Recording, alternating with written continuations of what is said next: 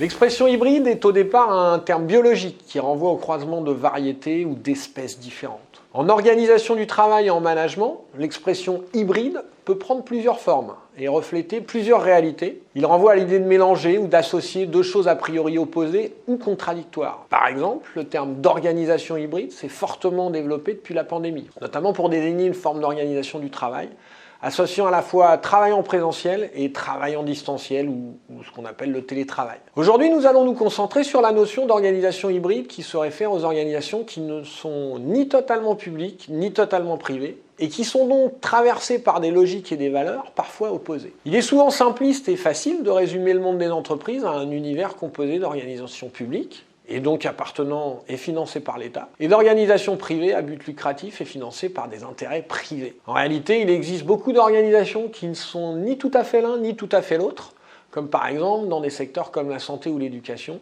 qui sont eux-mêmes hybrides dans la mesure où ils mélangent acteurs publics, privés et hybrides dans le même environnement. Les organisations hybrides poursuivent à la fois une mission d'intérêt général dans un but généralement non lucratif, tout en étant confrontées à des logiques commerciales et mercantiles nécessaires pour pérenniser leur activité et leur développement. En France, c'est le cas de la majorité des grandes écoles, des entreprises du secteur social ou de certaines cliniques. Le développement des organisations hybrides est lié à plusieurs phénomènes. Difficulté de la puissance publique à financer certaines activités, montée d'une culture managériale dans les organisations publiques liée à l'avènement du New Public Management, investissement d'acteurs privés dans des activités autrefois réservées aux acteurs institutionnels, et développement aussi des logiques de libre concurrence. Au final, les organisations hybrides sont confrontées à des pressions fortes et difficiles à gérer et constituent un terrain fertile pour les paradoxes et pour les tensions paradoxales. Et nécessitent à leur tête et en leur sein des personnes capables d'accepter et d'embrasser la coexistence de cultures organisationnelles et de valeurs parfois très éloignées. En particulier parce que, comme l'ont montré certains chercheurs,